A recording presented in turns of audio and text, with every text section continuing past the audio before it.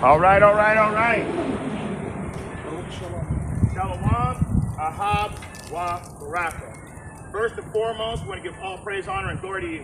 Yahweh, Bahashem, Yahweh Shai, Bahashem, Rukakadash. I want to give double honor to the elder apostles, the prophets, and the teachers over at GMS that have been bringing out the 100% truth, not wavering to the left or to the right for the last 30 plus years. That's really important in this last day and age. You want elders that you can trust and believe in, not elders that you're going to wonder if they're going to change their doctrine. So last week, the little guy here overheated a little bit, so we cut the class short. I think we only got like 4 verses in because there was questions and everything coming. So what we're going to do is, let me see.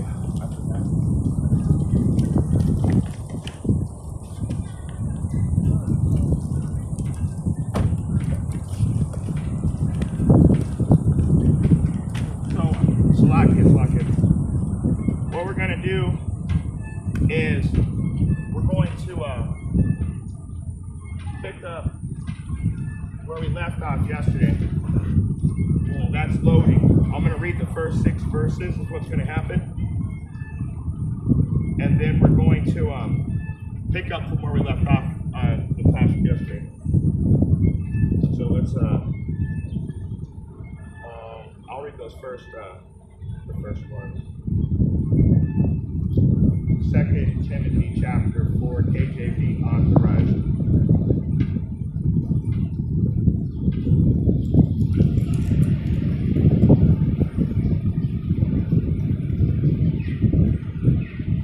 So I'm going to start from the top. I'm going to read the first 4 and get us back up to speed. And this is what we got. This is as far as we got last week. So I'm just going to read through this, and then we're going to pick up where we left off. Starting from the top. I charge thee therefore before Yahweh and the Lord, Yahweh Shai HaMashiach, who shall judge the quick and the dead at his appearing and his kingdom. Preach the word. Be instant, in season, out of season. Reprove, rebuke, exhort with long suffering and doctrine. We've already talked about that.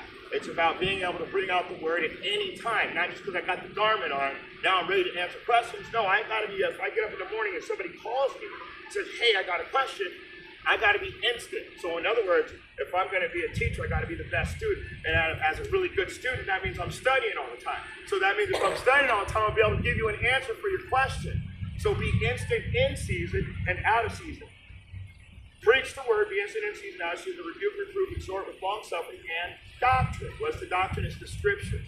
Bringing that 100% truth. Verse 3, for the time will come when they will not endure sound doctrine, but after their own lust shall they heap to themselves teachers with itching ear. That's when you guys got the feel-good doctrine, the soil of seed doctrine, the everybody saved in the blood of Christ doctrine. Those are unsound doctrines. And they shall turn away their ears from hearing the truth and shall be turned to fables. What are fables? Fables are Jewish lies. So when you go into a fable, you're actually having your oppressor make up lies for you to believe in. It's a beautiful thing because when you stop following the instructions, that's when they got you. That's when you're going to get broke down. That's when they're going to be able to take you out because you don't know right from wrong anymore. So you think they're right. Let's go over to verse 5. Go ahead and read. 2 Timothy 4, verse 5. But watch thou in all things endure affliction. Do the work of an evangelist. Make full proof of thy ministry. So read it again. But watch thou in all things endure affliction. Do the work of an evangelist. So watch thou in all things. And what did it say? Watch thou in all things and endure afflictions. Endure afflictions. There's things that you're going to have to be circumspect. To watch down all things means to be wise. That means to be circumspect. Watch out because you're going to have to endure afflictions, taking you right into Sirach chapter 2 and verse 1. What does it say? It says, if thou comest to serve the Lord, prepare thy soul for temptation. That's the afflictions you're going to suffer. Satan cometh immediately when the word is being sown, and he taketh away the word that was sown in thy heart. That's Mark, I think it's 4 and 15 or 16. So these things are going to start happening. That's endure the affliction. And what does Sirach 2 and 5 say? For gold is tried in the fire, and acceptable men in the furnace of adversity. So the people that are able to endure the affliction are the ones that are actually being purified in the furnace of adversity. They're getting rid of sin and they're adding righteousness. Keep reading. Wait. Go to, let's get a precept. Go to 1 Peter chapter 1.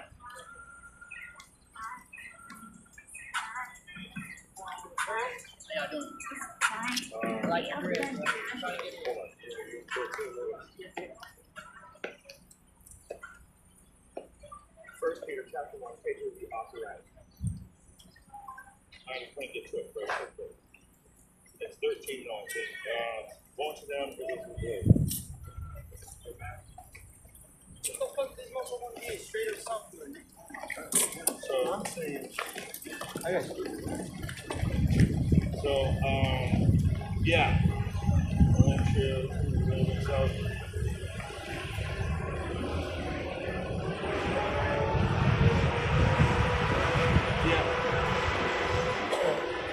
read it. 1 Peter chapter 1, verse 13. Wherefore, gird up the lions of your gird up the loins of your mind, be sober, and hope to the end for the grace that is to be brought unto you at the revelation of Yahushua. Yeah. So, gird up the loins of your mind. Be sober. Don't be taken out by all these false doctrines.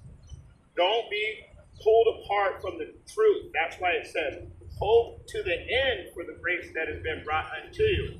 So that grace that we've been giving, the hope is that the Most High doesn't, at the end of the grace period, say, you know what? You didn't pay the bill in full. I'm gonna have to cut you off. In other words, you didn't fully come back to me. I'm gonna remove you. Let's go back over to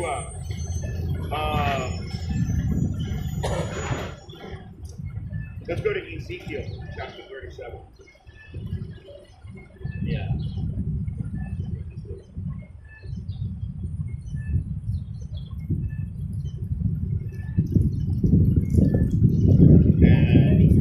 And 9.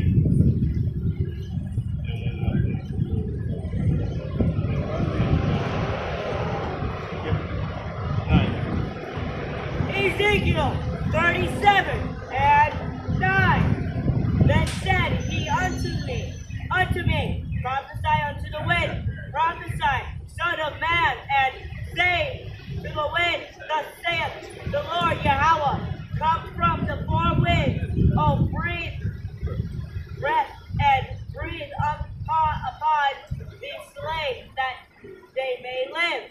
So it says, then he said unto me, prophesy to the wind. The wind is the Israelites drifting past and back and forth that don't know who they are. So we're preaching out to the wind, and we're just like Peter. Peter would prophesy in hopes that he would find his own flesh among them. That's why everybody thinks, oh, we're all saved. Peter was preaching to everybody.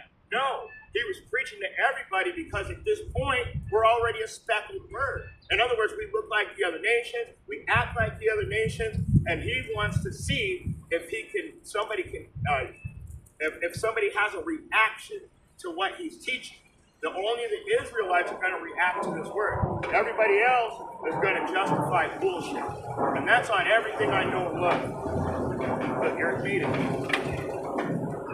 So, let's jump back over to let's go to Isaiah. Chapter 28. Isaiah chapter 28, starting at verse 9. Isaiah 28 and 9. Whom shall he teach knowledge, and whom shall he make to understand doctrine? them that are weaned from the milk and drawn from the breast. Keep reading. For Precept. precept must be upon precept, precept upon precept, line upon line, line upon line, here a little, and there a little. Keep reading. For with stammering lips and another tongue will he speak to this people. So, this is beautiful. Who is he going to teach knowledge to? Who are the people that are going to actually learn this? The ones that are weaned. What does it say? The ones that are weaned from the milk and drawn from the breast. What that's saying is the people that were taught the basic knowledge and wisdom and understanding. You got to understand the basics of this book before. It's like a child has to drink milk before they can eat. They got to throw teeth and everything before they can eat the meat. The meat in this book represents the deep saying, the parables that most people don't understand. But for right now, and for all new people or anybody that hasn't read this book, you need to stick to the basic knowledge and wisdom, the basic doctrine, the basic commandments. That way, as you learn more, you build up. And it tells you in James 1 and 5, I think, depart not away, and it shall be given unto thee liberally. And it's talking about the truth. So if you study and you don't part not away from this truth, it's going to be given. You're going to be given the truth. Now, there's a lot of people out there that have been studying this book all their life, it seems like, but they don't have the truth. They were never chosen. They never came to the Most High in the first place to depart not away. You know what I'm saying? So they were never in the truth. That's why they can't really understand when we come out here fresh and new. What do they say about the apostles? Look at these men. They don't go to a traditional seminary school. Seminary school. They just out here talking. So they don't believe in us because we have a certain power over us as teachers, as students, which are disciples, as prophets, as elders. We have a different spirit on us. We understand this book. I understood this book so well when I read it the first time. I read it front to back 10 more times before I started getting bored with it because I started to know all the stories. Every time I read it, I learned something new. Every single time. Let's go back into 2 Timothy, chapter 4 and 6. Read 6 and 7.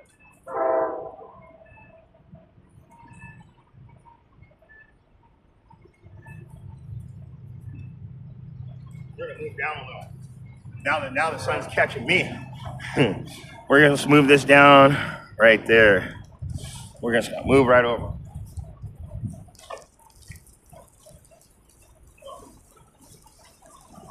Where are we at first?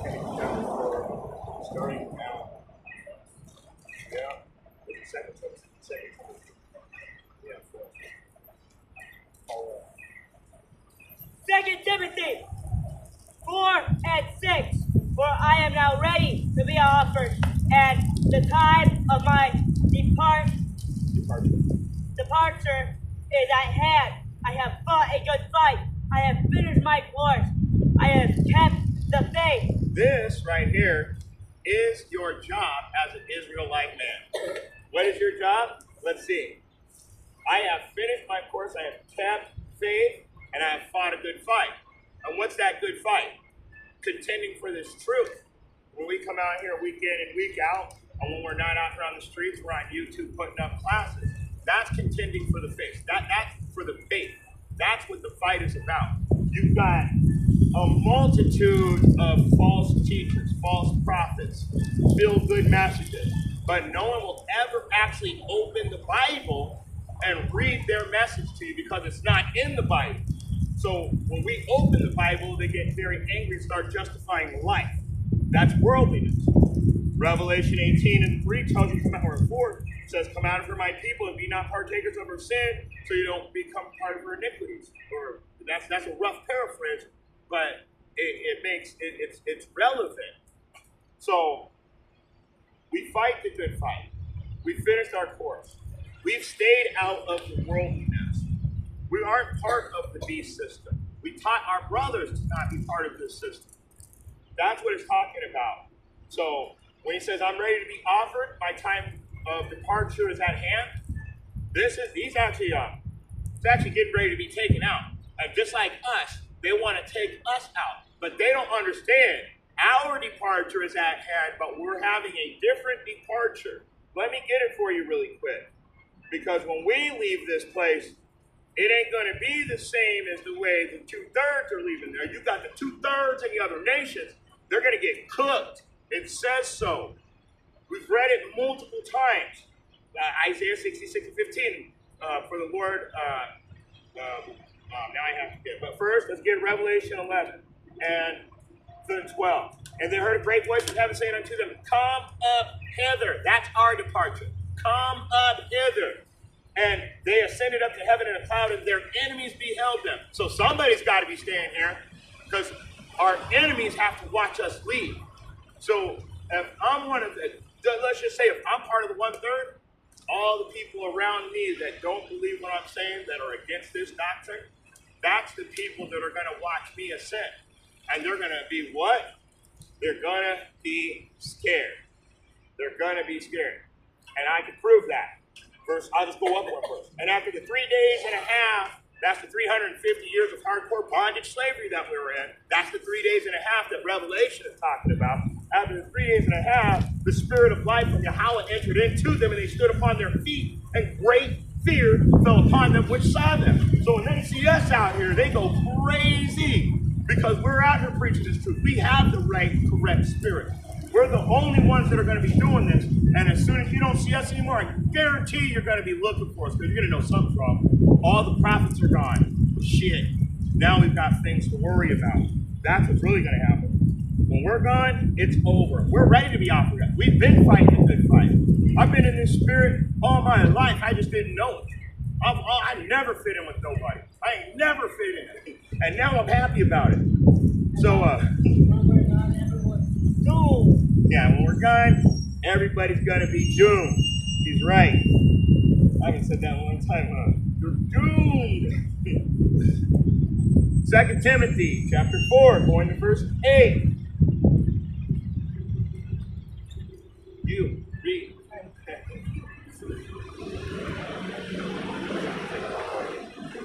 2 Timothy 4 and 8. Henceforth there is laid up for me a crown of righteousness, which the Lord, the righteous judge, shall give me at that day, and not to me only, but unto all them also that love his appearing. That's beautiful. Read the next one real quick. Do thy diligence to come shortly unto me?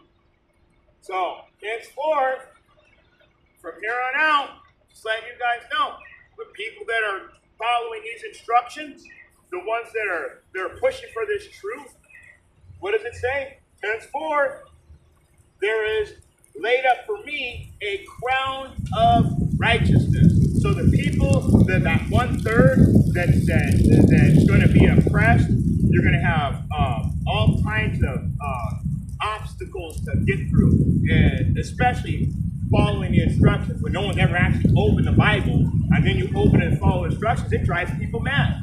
They say, what are you doing? That's not way. Oh, the Old Testament? Oh, you're one of those guys. Or black only, white only, this only, that only.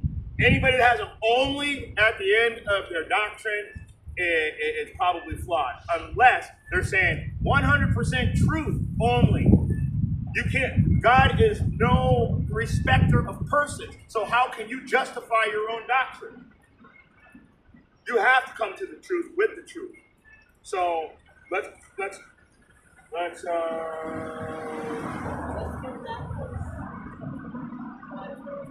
get the crown of life. Revelation 2 and 10. Yeah, because it says that he is going to give us a crown of righteousness. That is the crown of life. So what is life? You got to understand that crown of life, like when Yahushua returns, it says the corruptible will put on incorruption. The mortal will put on immortality. You will no longer be subject to death. Death will be conquered. Yahushua already conquered death by keeping all the laws and then being crucified for it.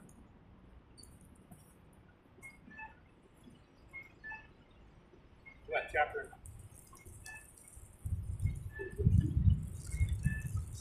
Which one? 8 or not? 8. Get Psalms 29 and 11. I'll get Revelation 10 and 2. 2 and 10. 2 and 10.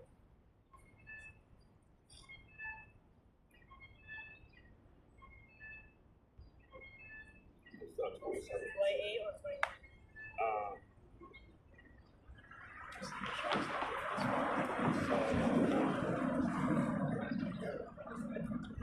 That's what I heard.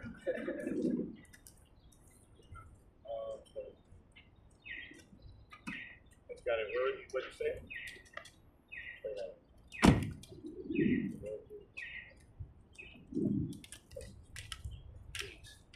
Okay. Well, yeah, a little bit, kind of. Go ahead and read that. Psalms 29 and 11. The Lord will give strength unto his people. The Lord will bless his people with peace. And that peace is the crown of life. Okay? So let's get that in Revelation 2 and 10. Fear none of these things which thou shalt suffer. Behold, the devil shall cast some of you into prison, that ye may be tried, and ye shall have tribulation 10 days. Be faithful unto death. Be faithful unto death. How does it read? What does the rest say? And I will give thee a crown of life. So that's real faith right there. You want to have real faith, you got to be willing to, like a gang member, he's ready to die for his. He's ready to die for his street, his block, whatever. He's ready. So we're ready to die for this truth.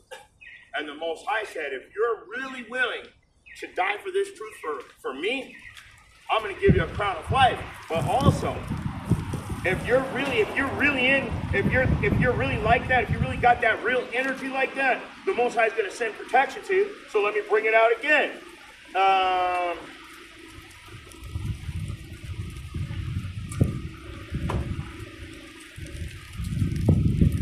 This is 2 Kings 6 and 17. Let me bring it out. If you got that real faith and you're really willing to die for this truth, let me show you something. Because the Most High is going to protect you because he sees you. He put Moses through that. He put David through that. He put us all through it. We're all in it right now. There is no there's no oppression that's not common to man. So we all have the same problems. But let me get it.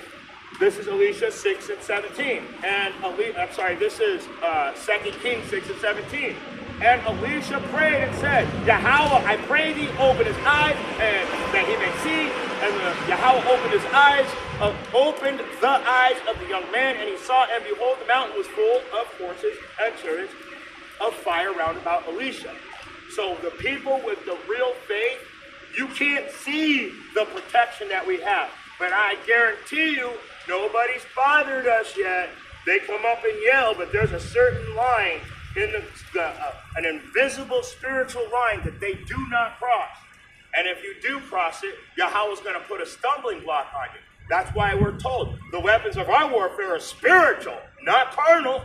You come over here, Most High's going to trip you up in my fucking trip and fall, crack your head open on one of these bricks, and we just stand there and watch, all on camera. And, so you got to understand, we're protected out here. There is a protection for those Israelites that fought the good fight, that are ready for what? They're ready to let me get it. Going back to 2 Timothy.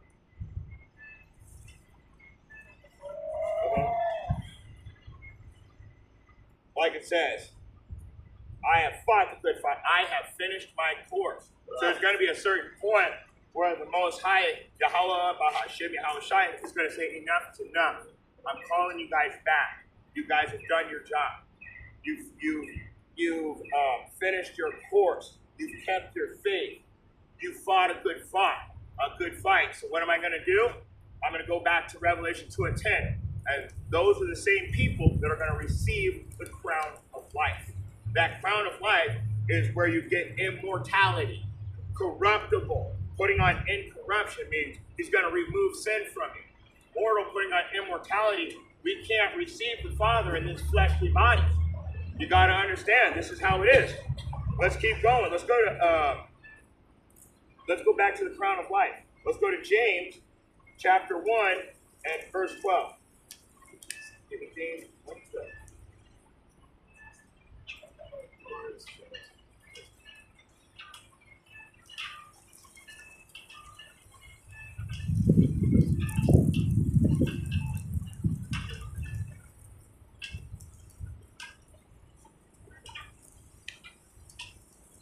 James 1 and 12. Blessed is the man that endureth temptation, but when he is tired, when tried, he shall receive the crown of life, which the Lord hath promised to them that love him. So he said, blessed is the man that endureth temptation. Isn't that exactly what Sirach 2:1 is saying? If thou comest to serve the Lord, prepare thy soul for temptation. So something's going to happen. That's all we know. Something has to happen if you're going to follow the instructions of Yahweh Hashem Yahushai. That's why they tell you Satan cometh immediately when the word is being sown. They don't want you in the truth. Nobody wants this truth to go out. There's only 1/3 of the people on this earth that really believe on this 100% truth. Going back over to 2 Timothy 4 and picking up where we left off. 9, you read 9. Read 9. Read 9 again.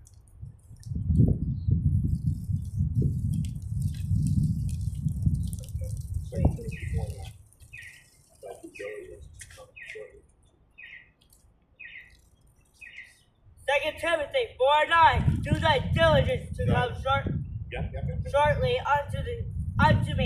Sorry. I messed you up. He said, do thy diligence to come shortly unto me. And that the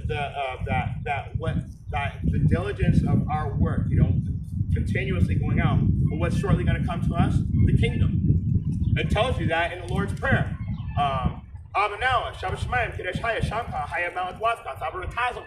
In other words, our Father who art in heaven, hallowed be thy name, thy kingdom come. We ain't going nowhere. We're going to be right here. He's bringing it to us. That's why it says thy diligence shortly come unto thee. It's coming here, bro. We're not flying off anywhere. The only people that are flying up into the sky are going to be that 1/3 Israelites that get pulled up into the chariots and they watch the destruction of the earth, and then and they even give praise to the Most High for what happened. When they see it, they're like, holy shit, you pulled us out of that. We made it out of that. Oh, praises. Oh, praises. Because that's what's really going to happen. Everybody's getting cooked out there. Go, we already got that. Let's go to Job. Oh, man. Go to the book of Job. We're going to jump around a little more.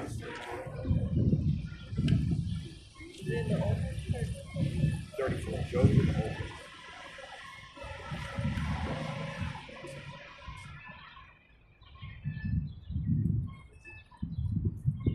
Job chapter 34 and verse 11. Job 34 and 11. For the work of a man shall he render unto him, and cause every man to find according of his ways. Wow, did you guys hear that? The works you do are, let's say you have a job that pays commission only. So the more work you do, the more commission you get, right? So at the end of the week, all right, I'm counting up all the work I did. It looks like I made $1,000. This is an example.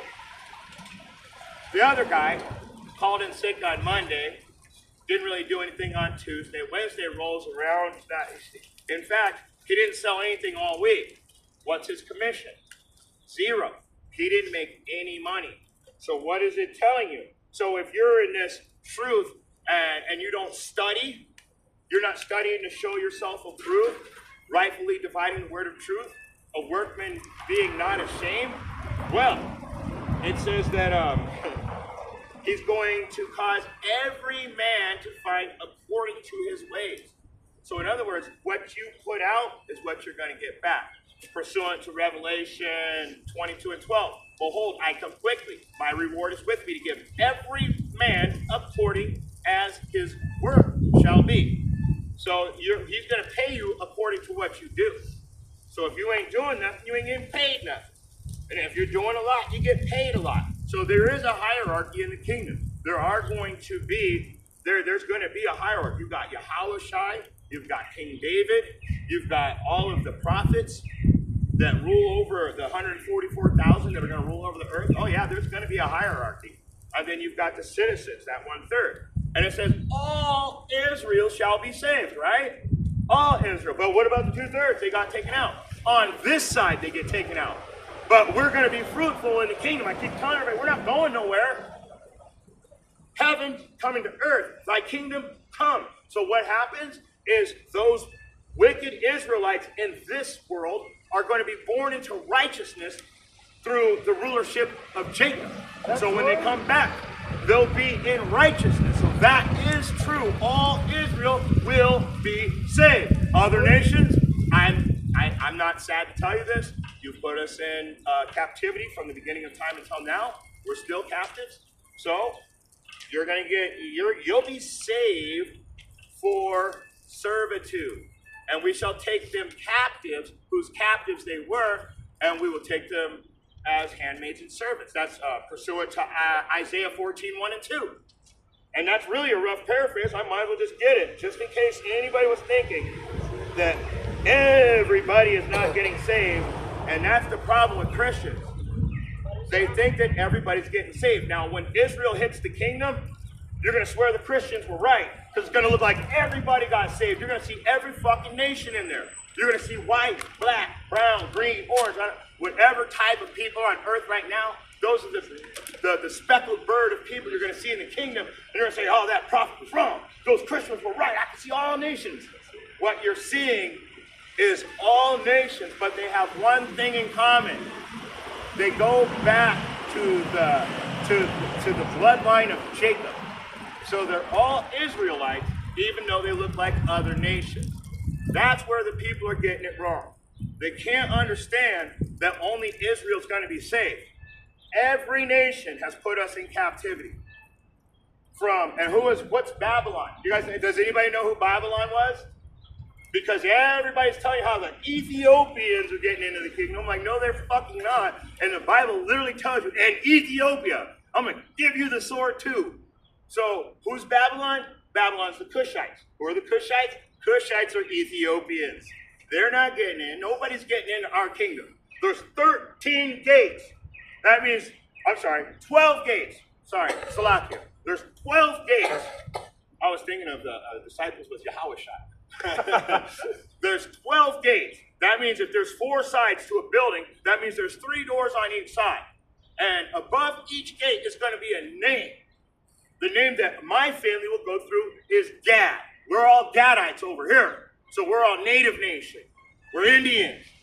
So we're going to go through, but then you got a gate that says Simeon, Levi, Naphtali, you got Judah, you got Asher. So you've got all these other gates. So when you're from the other nation and your bloodline doesn't line up to Israel and you are not related to one of these 12 sons, tell me, what fucking gate are you going through? What gate are you entering into the kingdom in? Tell me. Because everybody says they're getting in. I just need somebody to tell me what gate you're going through. Has anybody ever seen a never-ending story when Atreyu tried to go through, and then he was watching the night, walk between the 2 gates, and then the 2 angels opened their eyes and fucking zapped that dude? Bow! He was gone! And that's what's going to happen to anybody trying to enter our gates. That's a perfect example of how it's going to be. Do you think you're going to get in? How are you getting in? How are you getting in? There's just no way. You have to be an Israelite. You have to be from a descendant of Abraham, Isaac, but through Jacob will the promise be kept. So how? There's 13 sons, there's 13 gates. I keep saying, 12 sons, 12 gates. I don't know where this 13 keeps coming from. There's 12 sons, 12 gates. And if you're not one of those sons or a descendant of one of those sons, you will not enter in through one of those gates. So no, everybody cannot enter into the kingdom. No. It's that simple. No, you're not. And whatever work you put in, that's the work you're going to get out as an Israelite. So you might not even be able to enter the kingdom.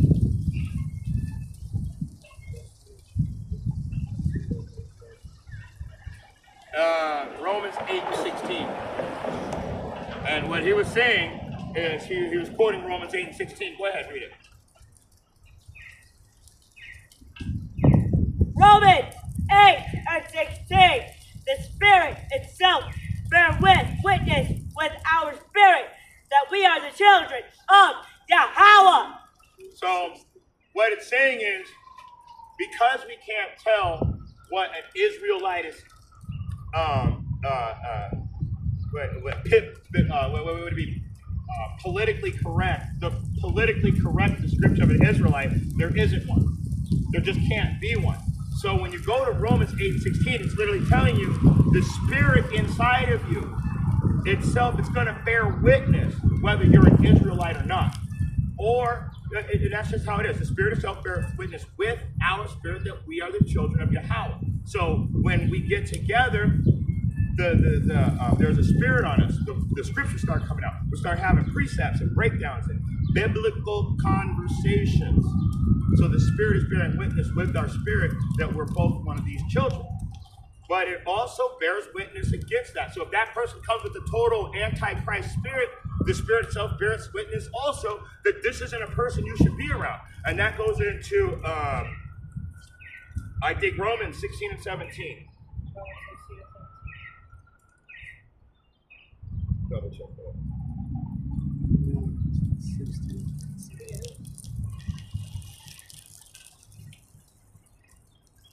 Yeah, that's Romans 16 and 17. That's it. Go ahead, read. Romans 16 and 17. Now I beseech you, brethren, mark them which is divisions, Which cause division. which cause divisions and offense contrary to the doctrine which ye have learned, and avoid them.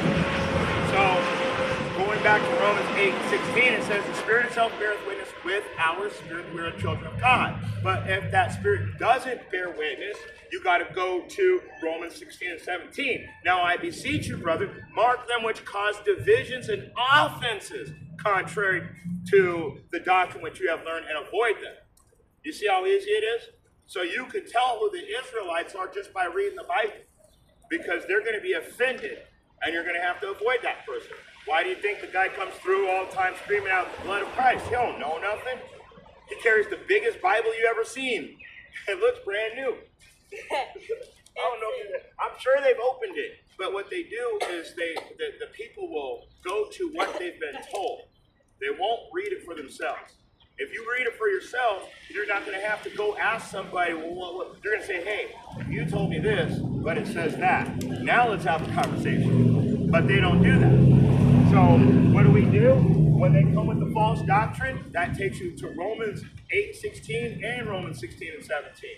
Both. It's saying, if he doesn't bear witness with our spirit, avoid him. But if he does, he's also part of the spirit of Yahweh. It's really simple, but it sounds hard. But after you get used to being around certain types of people, it becomes really simple again. Because when I first started teaching this truth, I thought, oh, everybody come to the truth now. I'm here, stomping in. I have yet to see people standing right here. You see what I'm saying? I've been here 4 years. I've had people standing right there, and I've had people disappear. So that shows you how powerful this book is. A lot of people can't hang with it. You put your hands on. What does it say? He that putteth his hands on. He that taketh his hands off. How does that go? I gotta find it now. A man putting his hands on the plow and looking back is no longer fit for the kingdom of Yahweh, of God. There's also another one, unstable in all of his ways. That's James 1 and 6, I think, or 1 and 7. Go ahead and grab it. So King James Version, this is Luke 9 and 62. And Yahweh said unto him, no man, having put his hand on the plow and looking back, is fit for the kingdom of Yahweh. So if you're going to do this work and then go back into the world, you're no longer fit to do this work. You can't really be here. You've proven yourself. That's how it really works. So the Most High, like I said, he ain't got no respect for nobody. Just like nobody else be respecting people. James 1 and 8. James 1 and 8. Read. James 1 and 8. A double-minded man is unstable in all his ways. Keep reading. Let the brother of low degree rejoice in that he is exalted. Keep reading. But the rich is that he is made low, because as the flower of the grass, he shall pass away. That's right.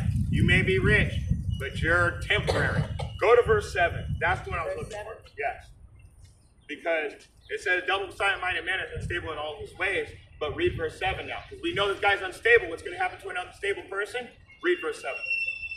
For let not that man think that he shall receive anything of the Lord Yahweh.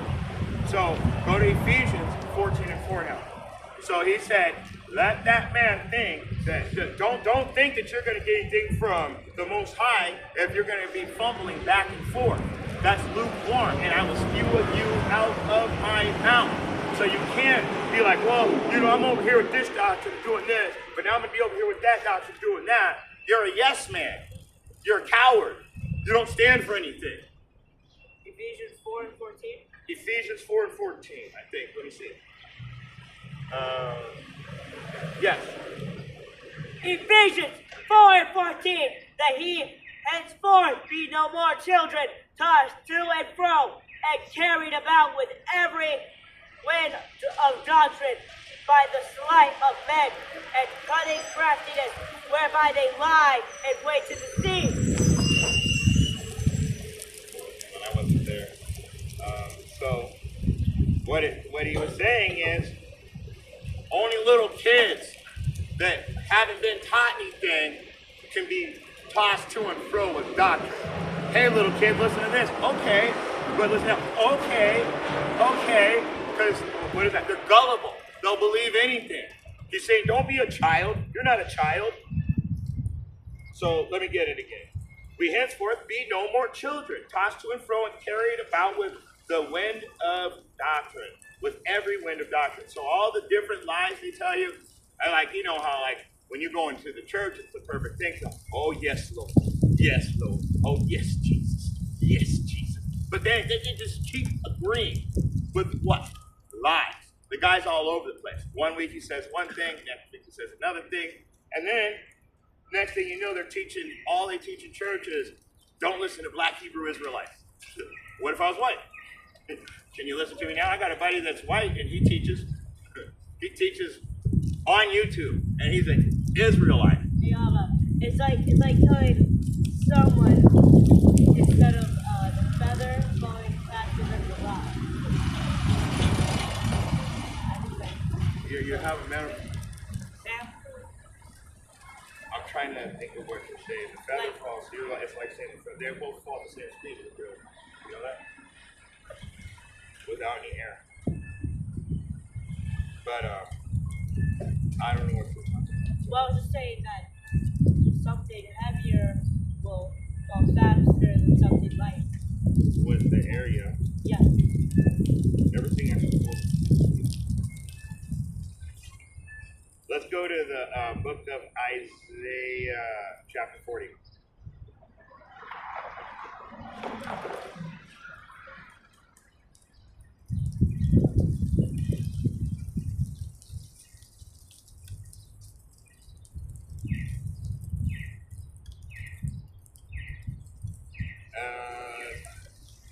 The point is in verse 10.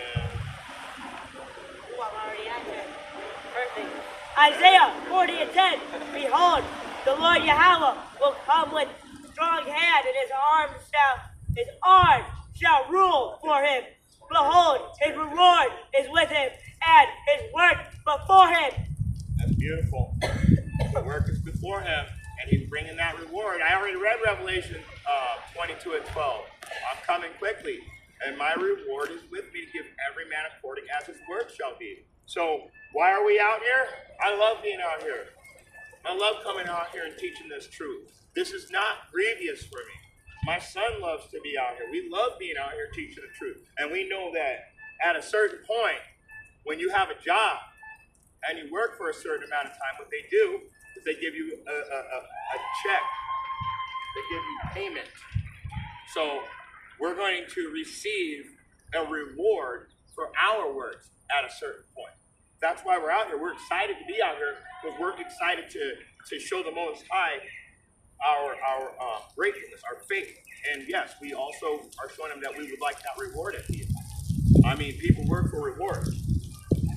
Let's go to the book of Hebrews. Chapter 10.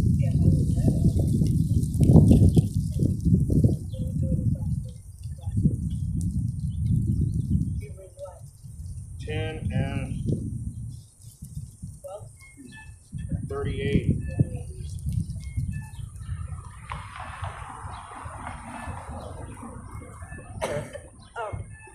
Hebrews 10, 30 and 30. Start it.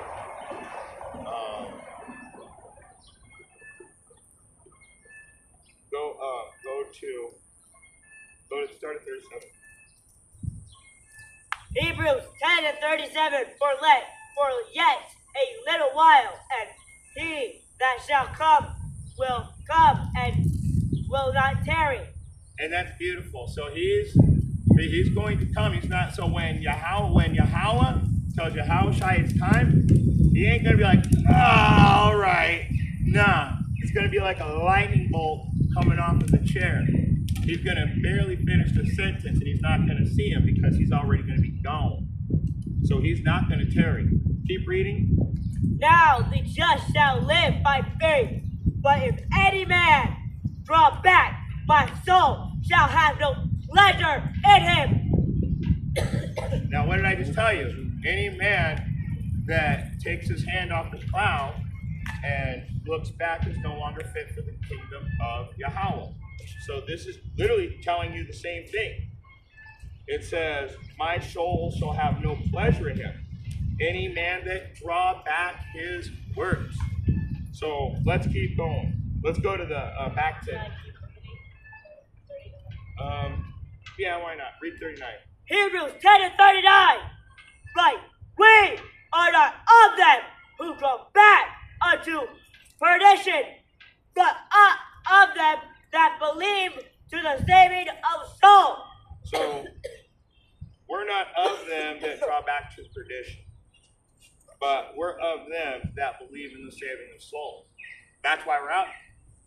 The whole point to be out here, we already told you, is preach to the wind. The wind are those Israelites that don't know who they are.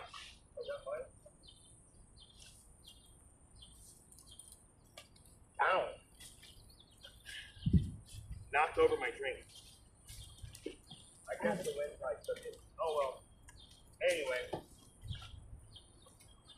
So, but we're of them that believe of the saving of souls. So I truly do believe that being out here, even though I've been out here I'm coming up on 5 years, I do believe that there are righteous people out there. Even if they're not standing right here with me, it doesn't mean that somebody's not going to hear something.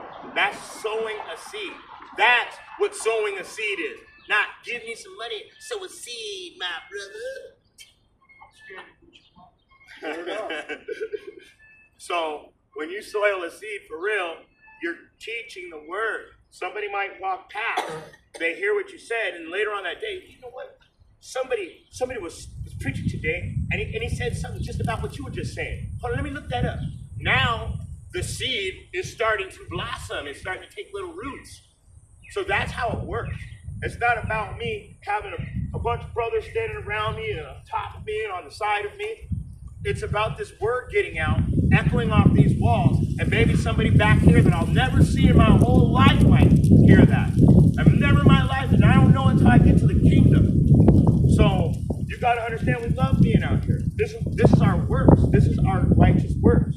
So we're of them that believe to the saving of souls. We do believe that we're helping people, whether they're in our face saying, "You help me, brother. You help me. I didn't do shit, man. I'm just reading the Bible." So if this Bible affected you, you need to give all praise, honor, and glory to Yahweh Hashem Yahweh Shai.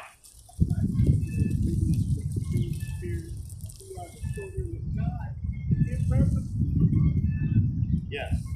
He quoted Romans 8:16 again. Our spirits bearing witness with each other. You have to give reverence to Yahweh Hashem Yahweh Shai. It's not me. I'm just out here doing a job. I mean, if the mailman brings you a check, I invite him in for lemonade and cookies. Oh man, I'm sure glad you're here, mailman. Did you bring me that check? No, you let the mailman go to the next house. That's all I'm doing. I'm the mailman. I deliver a message, and then I go to the next house. So I'm not here for praise. I'm not here to be honored. I'm not here to be glorified. If anything, most people fucking hate me because I don't know what it is, but they be hating what I say.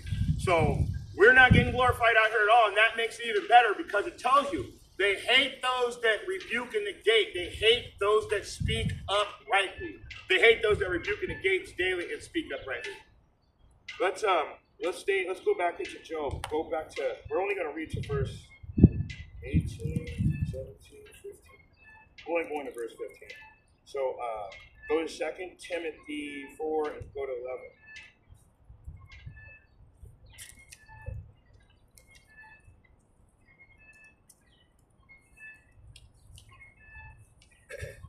Job 4 and 11.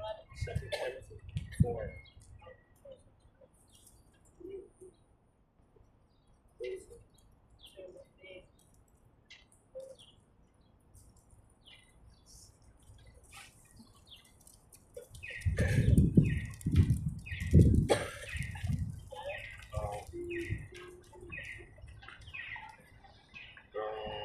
Yeah. Go ahead and read. 2 Timothy 4 and 11. Only Luke is with me. Take Mark and bring him with thee, for he is profitable to me for the ministry. Keep reading. And Tetris have I sent to Ephesus. Ephesus. Okay, keep reading. The cloak that I left at Taurus with Carpus, when thou comest, bring with thee and the books, but especially the parchments. 14. Alexander, the coppersmith, did me much evil. The Lord reward him according to his works, of whom be thou were also, for he hath greatly withstood our words. That's beautiful. So Alexander, the coppersmith, did much evil. And what does it say? The Lord reward him according to his work. It's the same thing again. No, so do you guys get the rhythm here? What you're doing is what you're going to be paid for. If you're and it doesn't mean everybody has to. And even Moses said it'd be great if everybody was a prophet. But according to the scriptures, the Most High has a body. So you can't have a body full of feet. You can't have a body full of eyes or a body full of heads. You have to have the head and you have to have the feet. You have to have the arms and the hands. So in other words, in the office of Yahweh, everybody has a position. Not everybody's going to be out doing the same thing. And if that means there's other people that do their works, some people might just have a complete anxiety